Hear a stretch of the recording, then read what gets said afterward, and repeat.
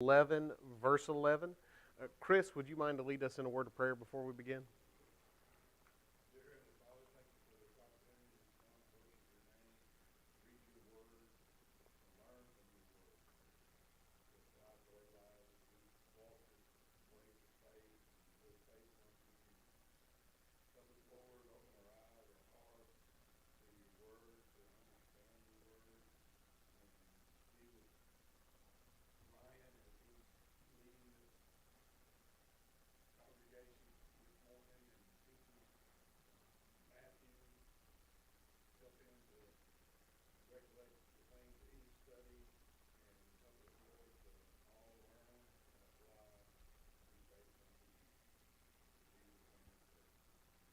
Amen.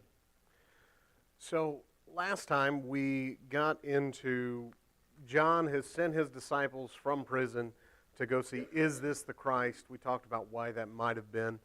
And then we were in the middle of Jesus' kind of discourse about who John was and why he was so great. We finished looking at Malachi chapter 3, and we're going to pick up in verse 11. And we may have got down to here, but I thought of some things I definitely wanted to go back over if we didn't. So let's read 11 through 18. Truly I say to you, among those born of women, there has arisen no one greater than John the Baptist. Yet the one who is least in the kingdom of heaven is greater than he. From the days of John the Baptist until now, the kingdom of heaven has suffered violence, and the violent take it by force. For all the prophets and the law prophesied until John, and if you are willing to accept it, he is Elijah who is to come. He who has ears, let him hear. But to what shall I compare this generation? It is like children sitting in the marketplace and calling to their playmates.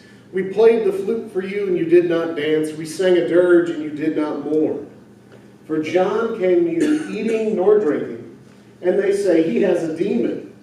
The Son of Man came eating and drinking, and they say, look at him, a glutton and a drunkard, a friend of tax collectors and sinners. Yet wisdom is justified by her deeds. So Jesus is bragging about John here, but then in verse 12, he starts making some interesting statements. What sticks out to us about those? Maybe what does he mean by that?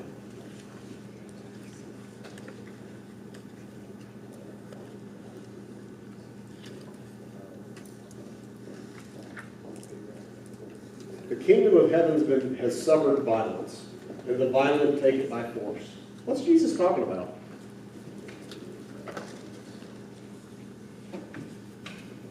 Well, it could be the kingdom of heaven.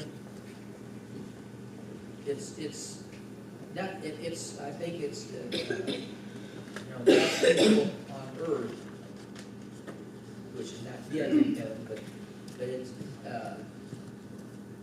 like, well, Jesus. He's suffering here on earth, and well, he was taken by violence, when he was crucified. Yeah, that's one way we could look at it. When Jesus, or when John said the kingdom of heaven is at hand, and when Jesus said the kingdom of heaven is at hand, what would that have sparked in the mind of a first century Jew?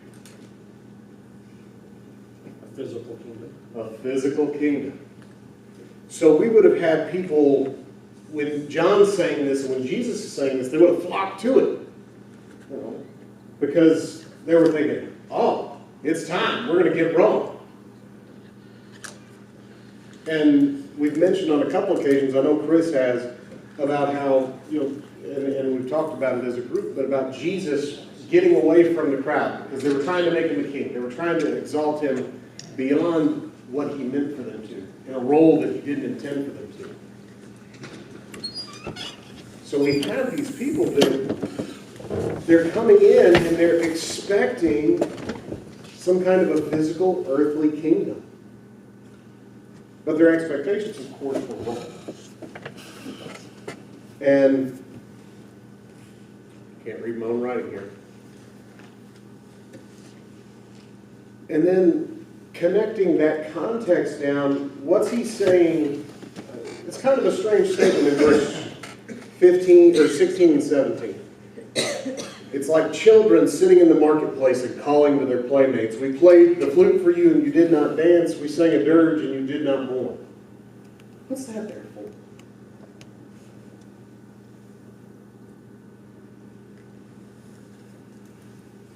To me, that's pointing out inconsistencies. And, he goes on to say that, John came and wasn't very plain, wasn't eating, didn't go to the fine things. And then Jesus came and, he was eating and drinking and associating with people socially. And either way, they were condemned. So there's some great inconsistency going on here. Yeah. Like these children playing the flute, no one dances. Well, they didn't get what they expected. They sang a sad song, they played a dirge, and nobody cried. Well, when they wanted a war hero, well, they didn't get one. When they wanted a herald to come in shouting death to the Romans, they got John the Baptist. I mean, they got a guy dressed in, I know I dress rough, y'all, but he made me look like I'm high society. They didn't get what they expected. They didn't get what they wanted. And instead of being with it and wanting to be part of God's kingdom, they wanted their own stuff. So we talked about that ad hominem argument 1 or 2 classes ago. That's what they do. They do the same thing to John. They do the same thing to Jesus. He's a drunk. He hangs out with sinners. He's from the devil. And yet, they wanted this salvation from Rome. But what is the wisdom that Jesus knows? What is the thing that he's trying to save them from? Their sins. Their sins. Yeah. The first century Jews and the Pharisees, they thought they had a Rome problem that they needed immediate help with. Jesus knew they had a sin problem that they needed eternal help for. Amen. And that's what he was there. That's why his wisdom is justified. Anything else stick out here? I was excited to go over this in class because it's one of those things that if you gloss over it and read it, it's like, but no, that's a deep passage. So what about these unrepentant cities? Let's read about them. Beginning in verse 20. Then he had begun to denounce the cities where most of his mighty works had been done, because they did not repent. Woe to you, Chorazin! Woe to you, Bethsaida! For if the mighty works done in you had been done in Tyre and Sidon, they would have repented long ago in sackcloth and ashes. But I tell you, it will be more bearable on the day of judgment for Tyre and Sidon than for you. And you, Capernaum, will you be exalted to heaven? You will be brought down to Hades. For if the mighty works done in you had been done in Sodom, it would have remained until this day. But I tell you that it will be more tolerable on the day of judgment for the land of Sodom than for you.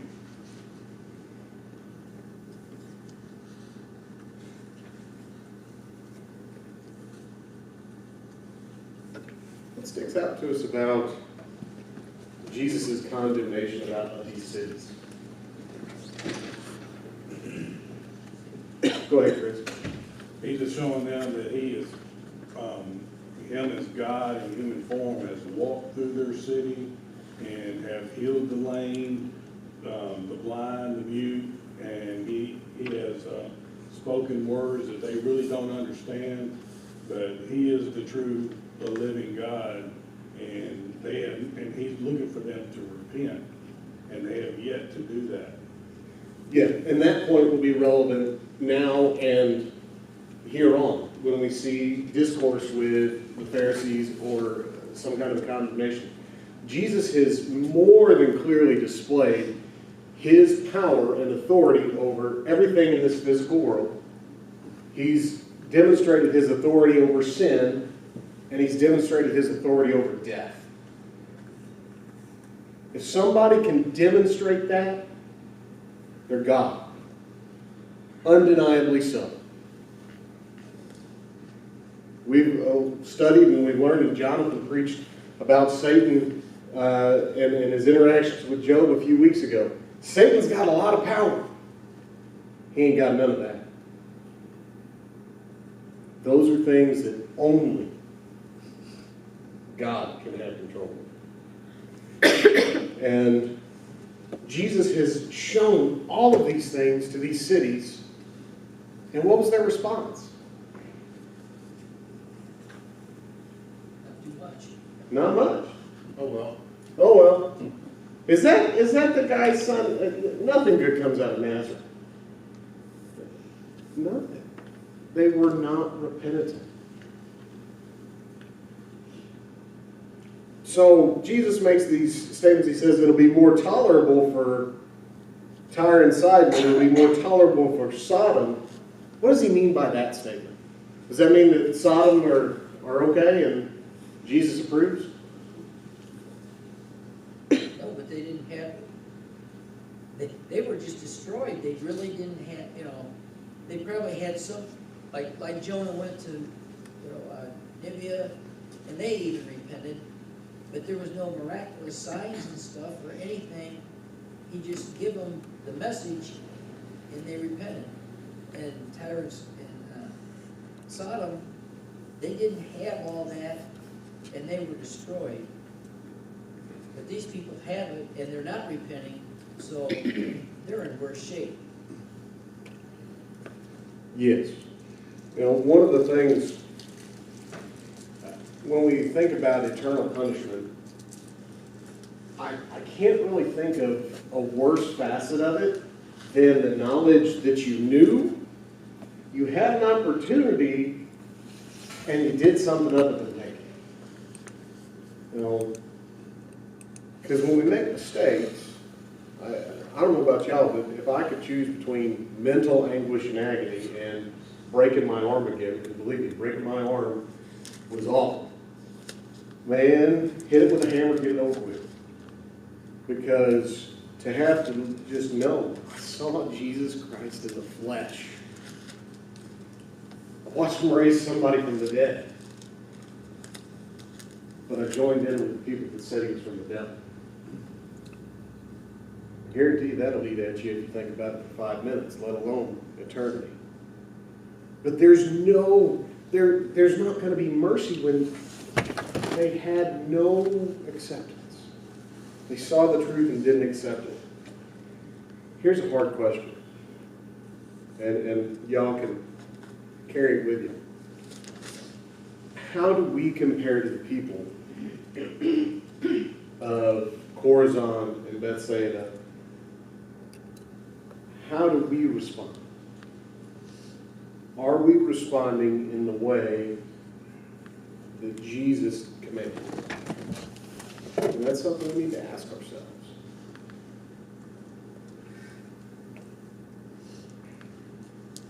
Any more thoughts about Joel? Just kind of like what you're saying, I mean, these people were seeing miracles, and there was no repentance, none of that, and they were seeing it. And I think even in today, some of these people are like, God, just give me a sign.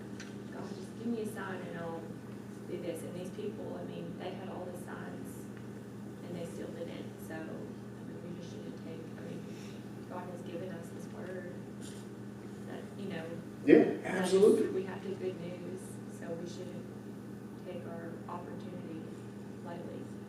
And we see that same kind of thinking even in the New Testament. In Luke 16, the rich man and Lazarus, you have the rich man in torment and say, oh, send Lazarus back. If somebody goes to him, they'll believe. No, they have Moses and the prophets. If you know Moses and the prophets, you should know of the one to come. Jesus, right here in this same context, is talking about John the Baptist being Elijah, being the forerunner, of him being the refiner coming in. It should have been apparent to everyone, this is the Messiah. But they didn't want him the way that he came. and they rejected him because of it. One of the most difficult things,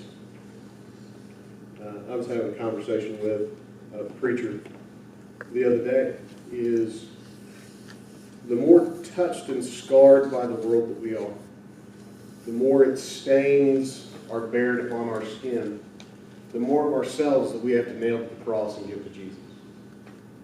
When we're talking about carrying our cross and following Him. Some of us might have a lot we've got to nail up there. Yeah, we all look nice in our Sunday clothes, and we're up here and we look presentable, but some things that happen in life, they leave scars that people don't see. Some things happen. Sometimes things shape the way that we think, and we have to change that. Some of these Jews, they've been expecting an earthly kingdom for their entire life. And when it came and it was different, they didn't want to get on board. So we have to make sure that we are penitent, that we are soft of heart, that we are willing to change. Ryan, for what it's worth, and I did a little math on this some time ago, but prior to Jesus, for the previous 100 or 200 years, there had been someone coming claiming to be the Messiah almost every generation, and gathered a lot of followers or whatever and came to nothing. So some people might have been a little skeptical, thinking, here's just another one of those guys, trying to pull something on us. Yeah, I mean, that's more than possible. We see the marks of that, of course, in the text with Gamaliel. He talks about these other guys that came and they amounted to nothing. And we see, of course, Simon the sorcerer, who, he was a charlatan. That was what he did. And he sees the apostles have true power. He says, what can I do to have that? So, yes, but of course we can know from the text and from the historical, references, if we want to dive deep, nobody else did what Jesus did. Nobody else had the pedigree and the power. Anything else? Yes, sir. Reverting back to verse number 15, he who has ears to hear, let him hear. That, and then he goes into verse number 20 as like a warning. So it's that self-reflection, as you had mentioned. He wants his people to self-reflect. You're like Sodom, and if you don't change your ways, your death is going to be worse than Sodom's. And they have that historical documentation they can go back and read about and know how bad it is and reflect and think, wow, that can happen to me if I don't change. Yes, and thank you for that. Thank you for calling my attention back to that. I glazed over it. But yeah, they had an overwhelming amount of evidence that they should have been. This is he who was to come. All right. Let's go ahead and finish the chapter beginning in verse 25. At that time, Jesus declared, I thank you, Father, Lord of heaven and earth, that you have hidden these things from the wise and understanding and revealed them to children, to little children. Yes, Father, for such was your gracious will. All things have been handed over to me by my Father, and no one knows the Son except the Father. And no one knows the Father except the Son, and anyone whom the Son chooses to reveal him. Come to me, all who labor and are heavy laden, and I will give you rest. Take my yoke upon you and learn from me, for I am gentle and lowly in heart, and you will find rest for your souls. For my yoke is easy and my burden is light.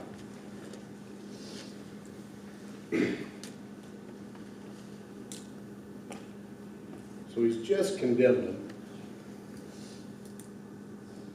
And then he makes this declaration, this prayer. What does he mean here?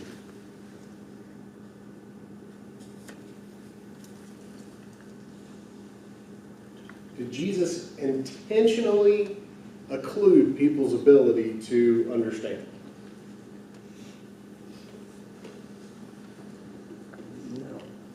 John says no.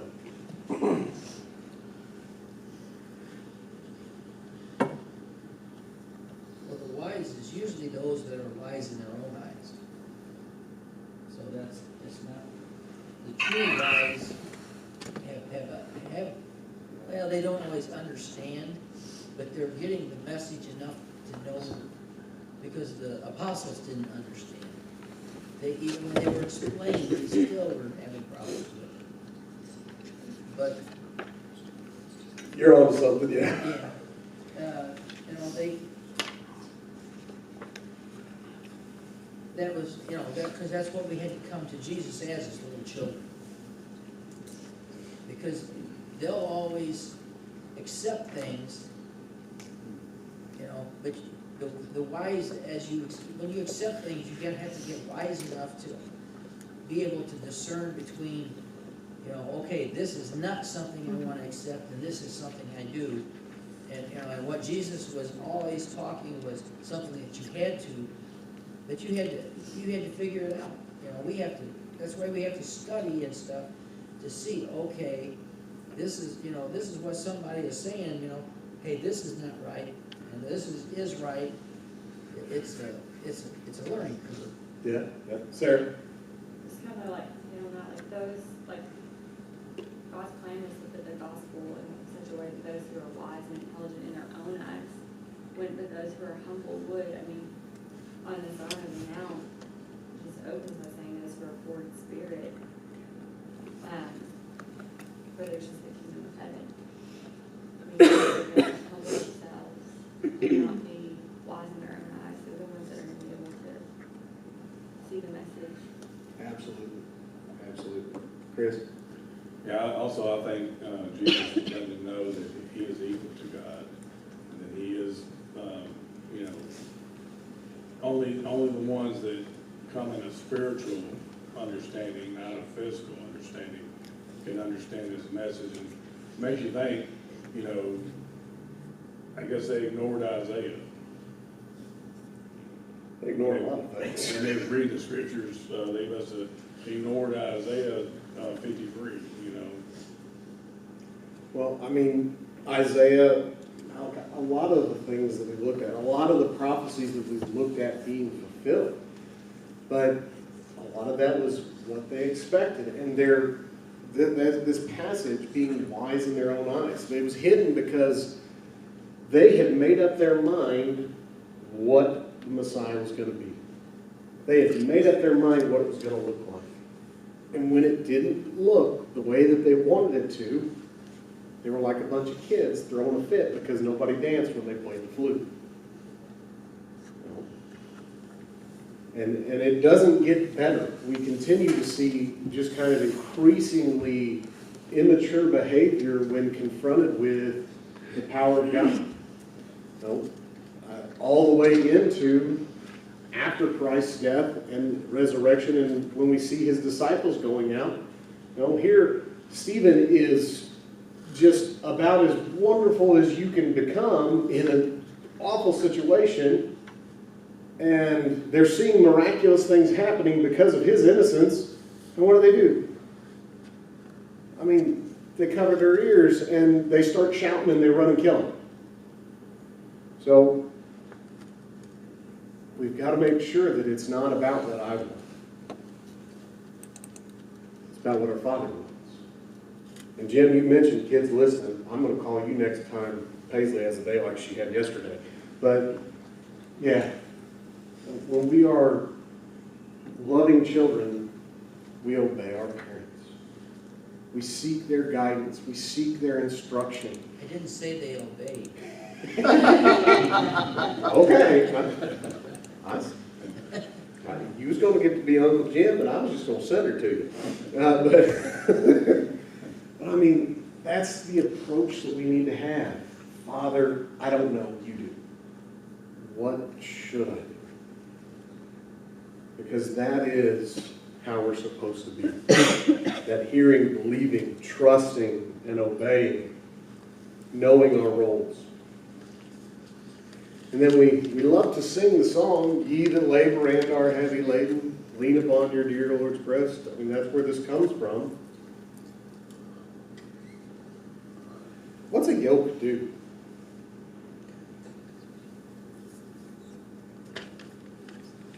Any of y'all ever yoked a pair of oxen? About 100 years too young for that.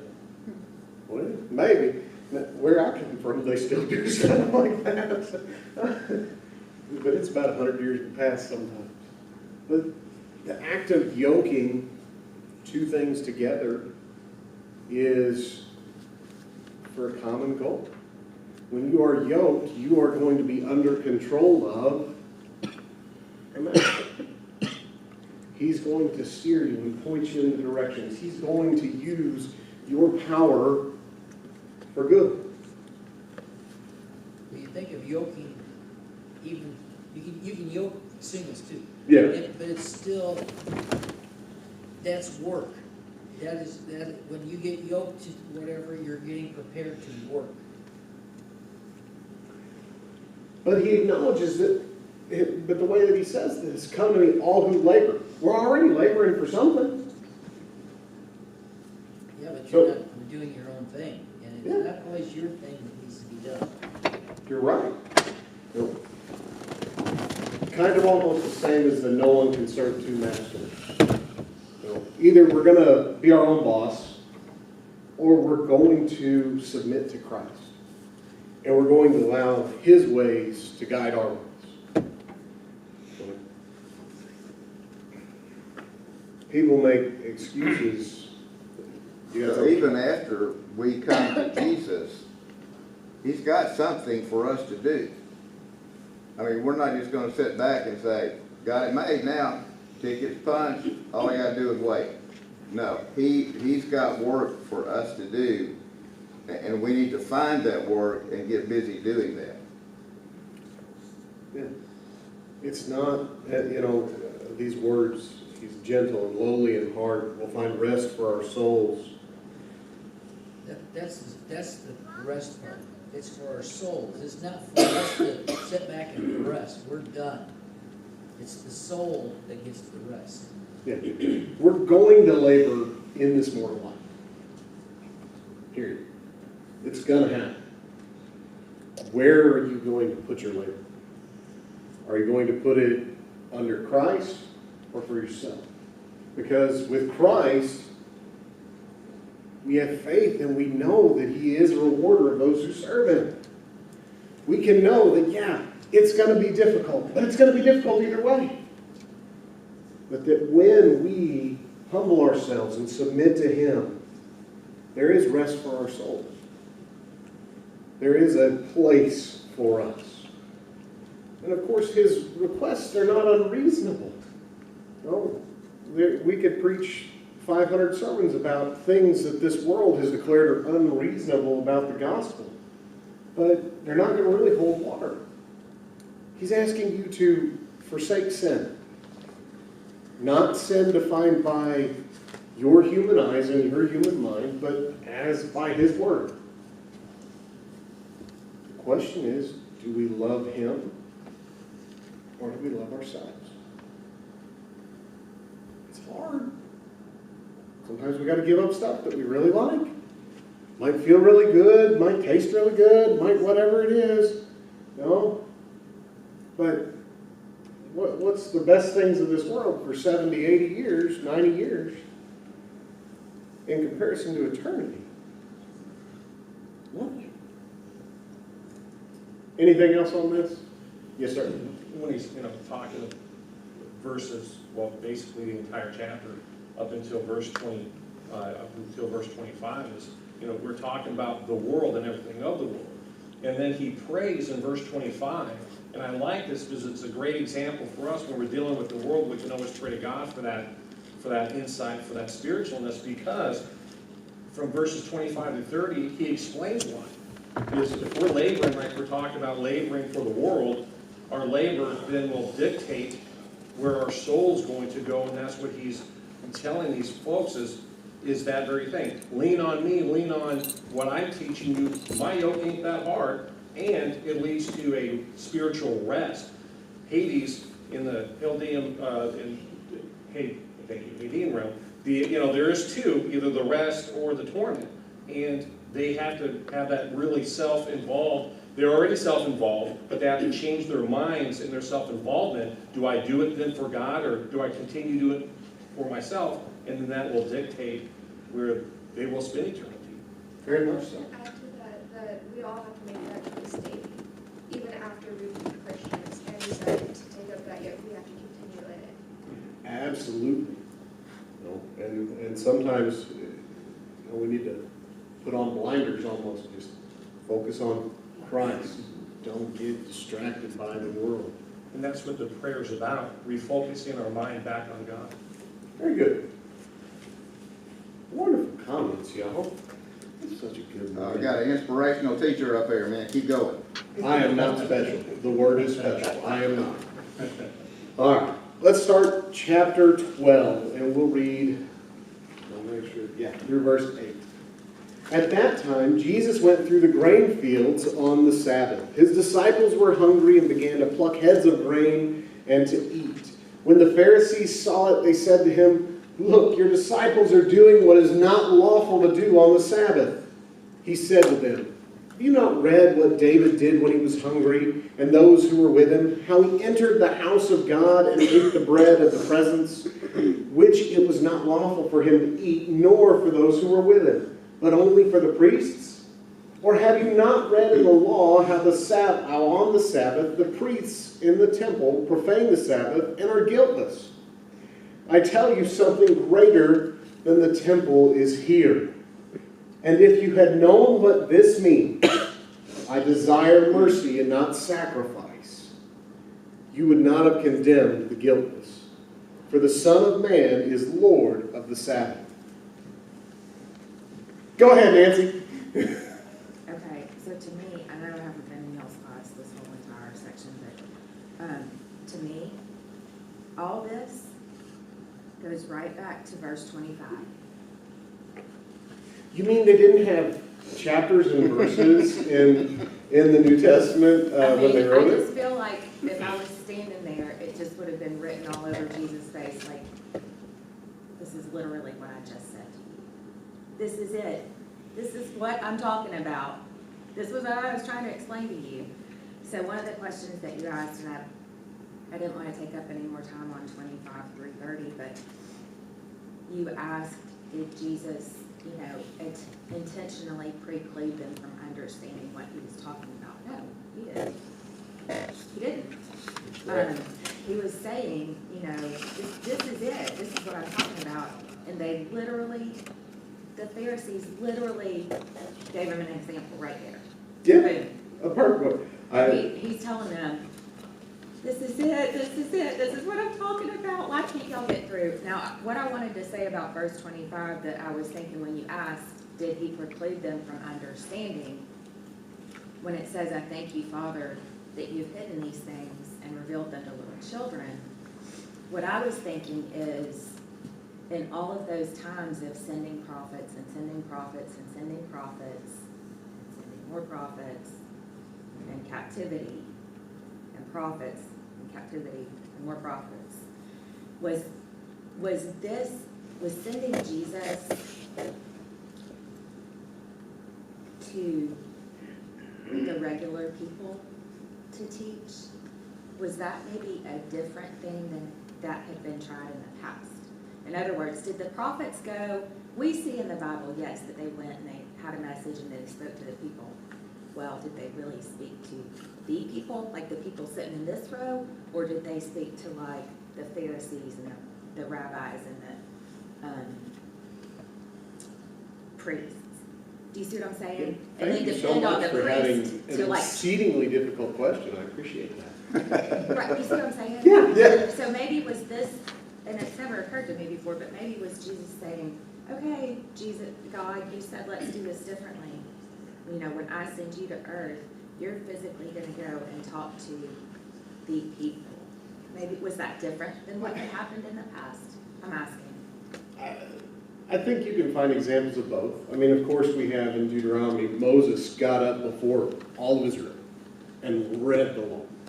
We have different instances of prophets going, yes, they went to kings, yes, they went to leaders. Sometimes they were in public. Boy, this is embarrassing. I'm trying to think of a name and I can't think of it right now. We have the sign prophecies and things, that would have been easy for people to, they could have seen it, doing those things. So, a mix, but this is certainly a different approach because we have Jesus and his power was so compelling that people just followed him around. Like, this was different. But, Okay, I have a part B to my question. go ahead. So I do feel like 12, 1 through 8, all goes back to what he said previously. The verse of, he who has ears to hear, let him hear. Do you think that maybe Jesus was up in front of, I can see this in my mind, I guess. Jesus was up in front of a group, he's teaching, he's giving his message, he's talking. He who has ears to hear, let him hear. Maybe that's the conclusion. Maybe he's done it. Well, if there were certain people, the Pharisees would have been like, whatever. They would have gone on their way. But maybe the people who were really and truly pure in heart, really and truly seeking Messiah, seeking God's plan, would they have come to Jesus and his disciples off to the side afterwards and say, okay, now, listen. When you said he who has ears to hear, let him hear, what do you really mean by that? So was it a way of Jesus drawing out those who were true seekers, those who were truly wanting to understand? Maybe. People are going to do people things. Sure. Because, we very much see just from the from what it says here, Jew. the Pharisees, it looks pretty obvious that they got over here and they're like, all right, boys, what are we going to do? And then, gotcha! When they see him going through the field and picking grain. I did not have nearly as eloquent notes on the side of my margin. I wrote, they're splitting hairs and they're choosing to judge when it suits their agenda. Because that's what they're doing. And Jesus is pointing that out very plainly from historical events of, you think David's it. If you're in the lineage of David, you're going to be clicking your heels and looking down your brow at everybody else because you know you're better because you got David in your veins. But David was a man. And of course there was a provision of the law for them to go and eat from their neighbor's grain field. That's in Deuteronomy 23 and 25. That you could go through and you could pluck and eat. Now, it doesn't, I couldn't, as far as the Sabbath goes, and we're going to see another discourse of that same thing in the next few verses, because Jesus picked this Sabbath day to just really mess with the Pharisees. Kind of one thing on your question, find some places where Jesus was doing anything. Who was there? Pharisees. Oh, yeah, they were like the hall monitors. All they did was, they hovered first to the people. They went. Well, I would venture to say anybody that is my age or older has heard at least once Ray Stevenson singing about Bertha better than you. Bertha knew about everything because she was better than you and she had to rub your face in it, right? That's kind of what they were doing. They were the hall monitors. They were trying to make sure that we were all upholding this presence of righteousness. And as we see, Jesus is getting a little more on the nose as to the problem, and he's going to start getting a little more vehement with his pointing out. But he references again a passage that he's referenced before. Did y'all pick up on that? For mercy and not sacrifice. Yeah. Isaiah 6:6. Yeah, and we talked quite a bit about that a couple weeks ago, but, they're missing the point. It doesn't matter if you can keep every little jot and tittle and thing that makes you feel good about doing great things yourself if you don't have mercy. if you don't sacrifice. Because what's the most important part of the sacrifice that we make? What is the most important sacrifice that we ourselves make? And the most important sacrifice that the Jewish people would have made? Their heart. Yep, yourself. Yeah. Without sacrificing yourself, you can kill every bull, every goat, every sheep, every lamb in all of Israel, and you're not going to be any better for it. And that was what they were missing. These things, being gracious and compassionate and loving and merciful. I call this situation where the Pharisees were being hall monitors or Sabbath police. They were more interested in finding somebody who's breaking the Sabbath than they were in observing the Sabbath themselves. And I found myself doing this one time, and there was a man leading singing at someplace else, and before he finished the last verse of the song he was singing, he was already turning to the next song that he was going to lead. And so I said to myself, is his mind really on singing this song? Or is he thinking about getting to the next song? And then I said, what are you doing? You're not even singing the song. You're sitting here judging and condemning him, and you don't know the first thing about what's in his heart or what's in his mind. We've probably all done it a time or two, if we're honest. And I have actually made a specific, I try to think to not do that, just so I don't cause someone to stumble. But yeah, I mean, I've done that before, and honest to goodness, if I'm up there turning through the pages, I can't read the songbook that good anymore anyway. I'm just kind of doing it for show. The little words don't show up as clear as they used to. But yeah, I mean, that's something that we all have to avoid. And that's why edification is so important. It's easy to tear people down. It is. I mean, if we were all to just, make lists of things, what can I do to make Chuck feel bad about himself? What can I do to make Jeff feel bad about himself? I'm sure we can find something. But unless somebody is actively sinning and causing reproach on the church and they need to be admonished and redeemed, doesn't it make more sense to just encourage them? Help build them up? Teach them a more perfect way? I mean, that's how we get closer. That's how we get better. There's a big difference in, not doing everything perfect or actively doing things in a sinful and inappropriate way. And a lot of times, just talk to people.